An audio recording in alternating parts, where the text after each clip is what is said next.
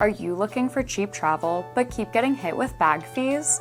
We are going to show you the best solution. If you're traveling on Spirit or Frontier Airlines, checked and carry-on bags will both cost you more. Fitting everything into your personal item lets you avoid the fees. This Camera bag from Amazon only costs around $13, less than half the fee of a carry-on bag one way on a major discount airline.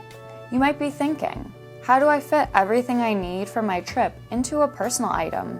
Well, with this bag, it's pretty simple. Start with your shoes. You probably only want to bring one extra pair since shoes are heavy and take up space. Then, put your clothes and other accessories in, and you're ready for takeoff. If you like to be a little more organized, use packing cubes to divide your clothes and pack pouches with small items like phone chargers or makeup. While you may not be able to take everything, it's definitely enough space for a long weekend.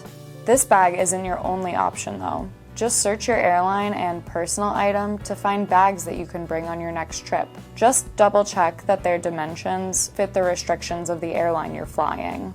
What bag do you use to beat the fees? Let us know in the comments below.